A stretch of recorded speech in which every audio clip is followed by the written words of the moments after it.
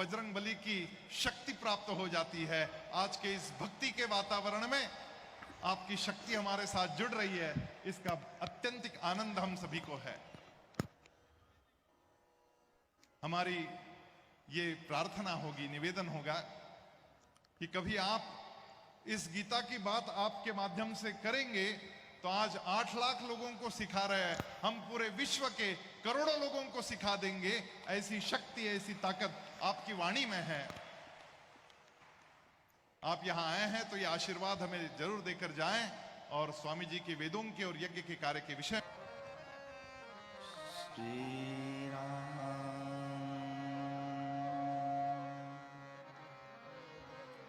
गजाननं भूतगणाधिसेवितं कपित्थजम्बोफलचारुभक्षणम्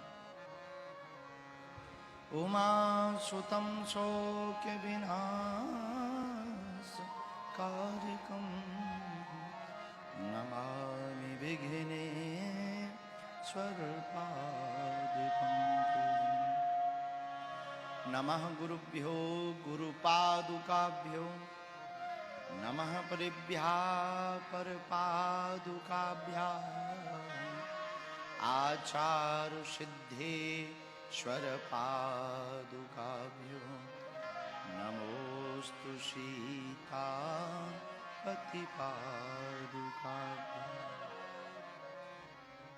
संत बड़े परमार्थी भेष धरे अवधूत, राम नाम को गोला फेंके भाग जाए सब भूत। आग लगी आकाश में झरझर गिरत अंगार, संत न होते जगत में तो जल मरता संसार।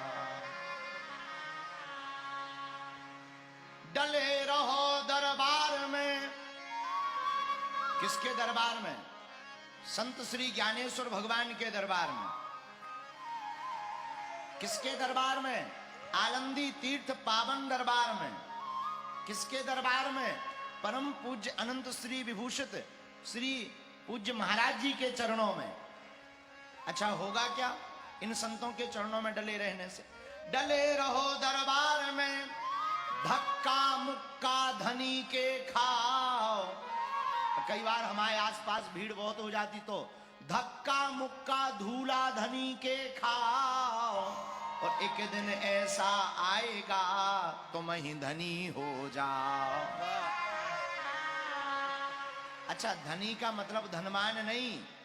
पायो जी मैंने राम रतन धन पायो, पायो जी मैंने राम रतन धन पायो, पायो जी मैंने राम रतन धन पायो, पायो जी मैंने राम रतन धन पायो। रामचंद्र भगवान की जय, श्री बागेश्वर हनुमान जी महाराज की जय, गौ माता की जय, वेद लक्ष्मणा माता गौ माता की जय, संत समाज की जय, व्यासपीठ पर विराजमान अनंत श्री विभूषित पूज्य महाराज श्री जी की जय, अपने अपने गुरु गोविंद की जय। हरि शरणम हरि शरणम हरि शरणम। आज हमारा सौभाग्य जागा है।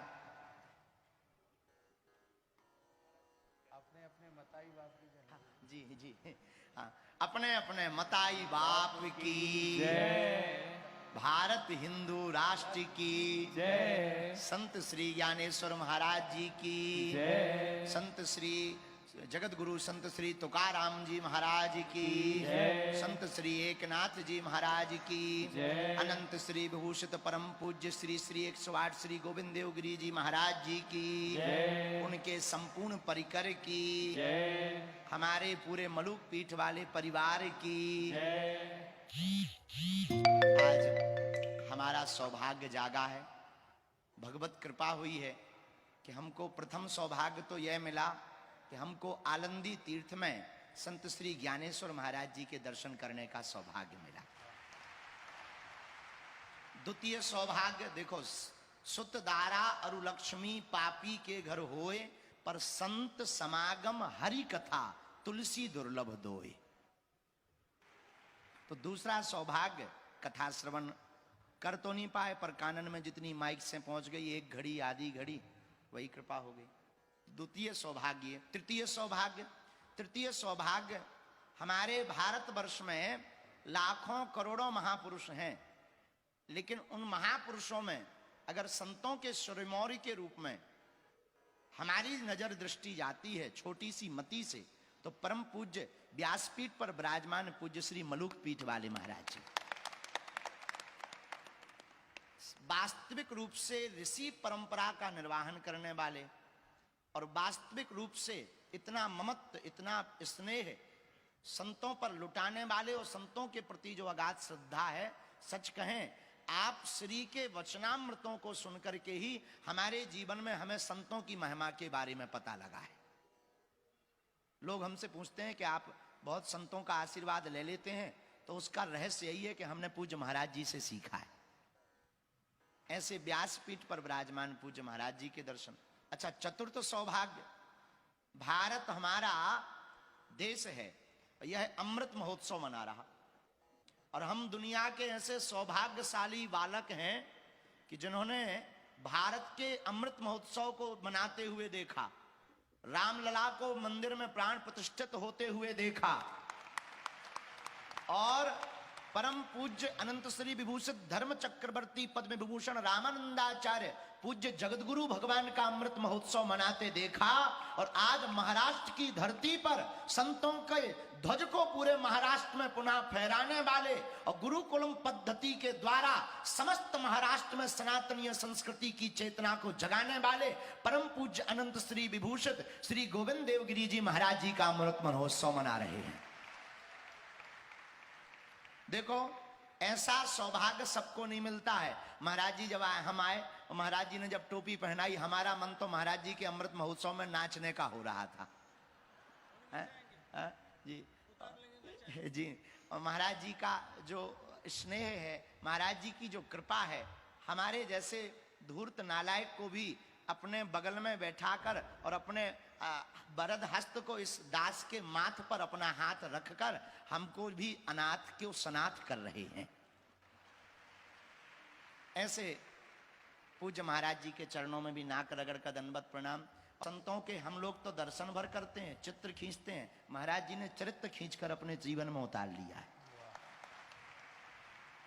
तो आप सब जितने भी बैठे, हम कथा में विक्षेप बन करके आ गए। बीच बीच में रामलीला में जैसे वो आ जाता हंसाने वाला जोकर, हाँ, हम भी कथा में वैसे जो है बन करके आ गए हैं।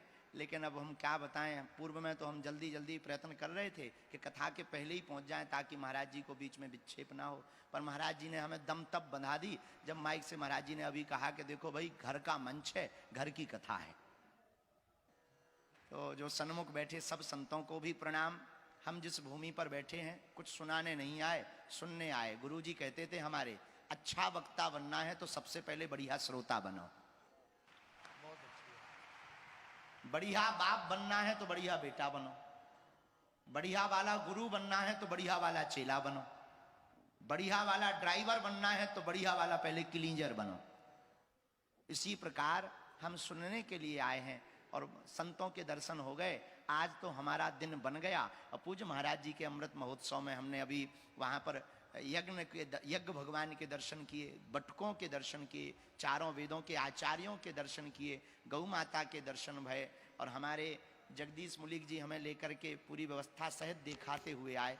आज हृदय इतना गदगद है। धन्य है महाराष्ट्र, यहाँ के वासी धन्य है, धन्य है संत श्री ज्ञानेश्वर महाराज जी को, परंपरा को मानने वाले, और हम भी धन्य हैं इस भारत भूमि पर हमारा जन्म हुआ जहां संत ज्ञानेश्वर महाराज जैसे महापुरुष प्रकट हुए हैं। यह कोई साधारण महात्मा नहीं भाई, साक्षात ब्रह्म का ही अवतार कहें तो अतिशयोक्ति नहीं है, जिन्होंने चांगदेव के चमत्कार को सामने अपने भगवत भक्ति के प्रचार का प्रभुत्व दिखा करके चांगदेव को भी नमस्कार के लिए मजबूर कर दिया और चेला बना लिया, दंडवत करने लगा चांगदेव। चांगदेव आया था बाघ पे बैठकर, ये दीवाल पे ही बैठ के चले गए।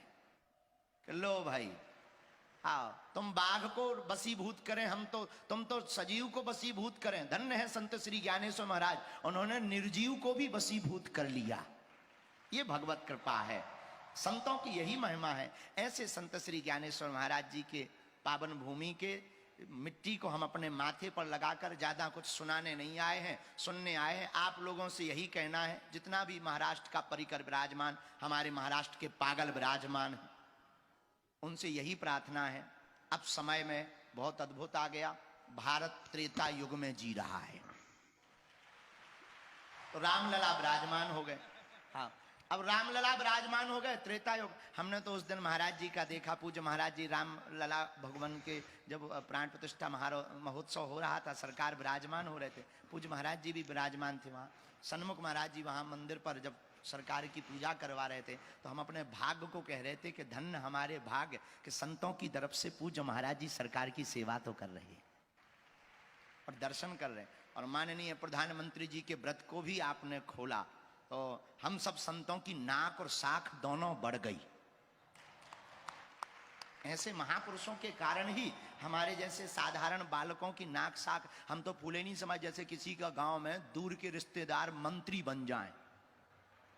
हाँ, दूर का रिश्तेदार मंत्री बन जाए तो वो समझ अपन ही मंत्री है, चाचा हैं, अपने चाचा हैं।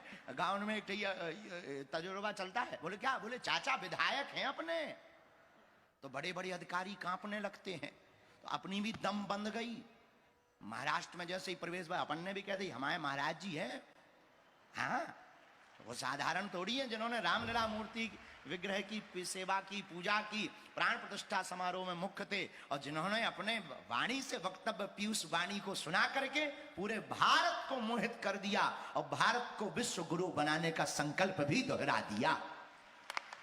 और अब देर नहीं है, महाराष्ट्र के पागलों, ये वही महाराष्ट्र है जहां छत्रपति वीर शिवाजी महाराज ने हिंदवी स्वराज्य की स्थापना का संकल्प लिया था।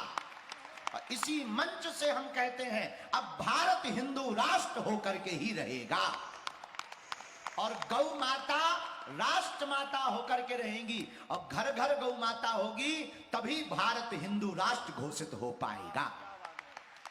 वो तो वेद लक्षणा गौ माता की, परम पूज्य महाराज जी के अमृत महोत्सव की, संत श्री ज्ञानेश्वर महाराज जी की। अब ज्यादा विक्षेप नहीं है, क्योंकि शुगर वाले को जिस प्रकार एकांत में डॉक्टर रसगुल्ला खाने को कह दे तो वो रसगुल्ला खाना नहीं छोड़ता, वैसे ही वक्ताओं को माइक छोड़ने में दिक्कत होती है। आओ आओ आओ, एक न एक बातें उठती रहती, तो हम तो इसीलिए जो है अब हम माइक को छोड़ रहे, निर्मोही बन रहे हैं और माइक को अब हम त्याग रहे हैं अभी हाल के लिए, कुछ देर के लिए, और आगे की हम महाराज जी के वाणी को सुनते हैं। आप लोग भी श्रवण करो। दोबारा हम आएंगे, आज हमने कह दिया जगदीश जी को, सबने हमसे कहा कि महाराज जी आप यहाँ कब आएंगे। अब हमें आने के लिए बुलाने की जरूरत नहीं है, महाराज जी की आज्ञा की जरूरत है। पूज्य महाराज जी विराजमान, तो उन्होंने आज्ञा दी है, हमारे पीछे बैठे उन्होंने, अभिजीत जी ने, और उन्होंने कहाँ गए वो कि महाराज जी एक बार आप संत भगवान श्री ज्ञानेश्वर महाराज जी को कथा सुनाओ। वाह। तो हमने भी हाँ कह दिया है। हाँ कह दिया, आपकी आज्ञा।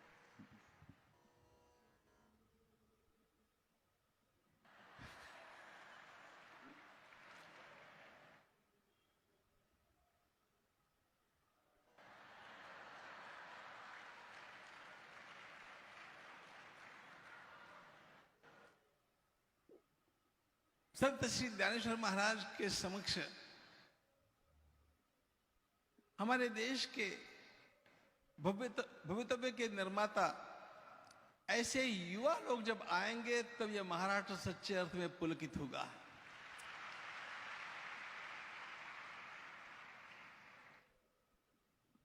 जितने भी संकल्प महाराज आपने कभी किए होंगे उसमें सर्वोत्तम संकल्प यह है कि एक बार श्री ज्ञानेश्वर महाराज को ही आप कथा सुना दीजिए।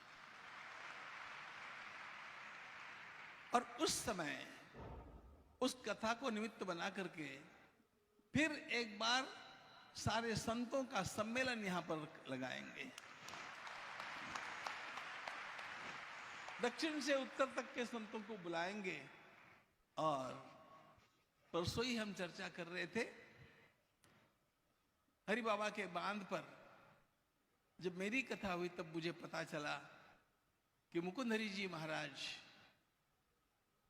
माता आनंदमयी, पूज्य स्वामी अखंडानंद जी महाराज, परम पूज्य श्री करपात्री जी महाराज, पूज्य श्री प्रभुदत्त ब्रह्मचारी जी महाराज, ये सभी के सभी वहां पर 15 दिन रहते थे।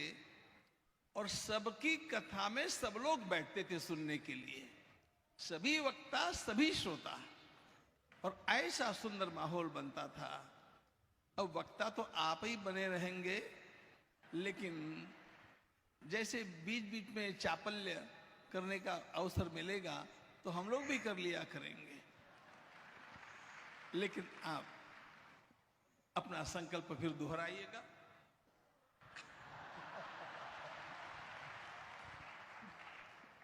कच्ची बात नहीं करना, कंफर्मेशन, रिकंफर्मेशन।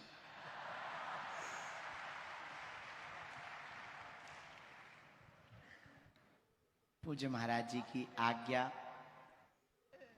शिरोधार है। दास को तो आज्ञा ही सर्वोपरि है। और आपकी वाणी निकलने के बाद फिर दास को बोलने की आवश्यकता ही नहीं है।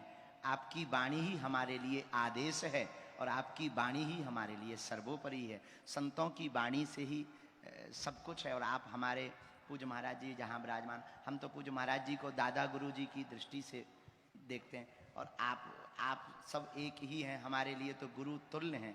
तो आपकी आज्ञा चाहे सर कट जाए। देखो, साधु बनना कठिन है, जैसे पेड़ खजूर, चढ़े तो चाखे प्रेम रस, गिरे तो चकनाचूर। लेकिन गिरते कौन है? जो अपने बल पर चढ़ते हैं।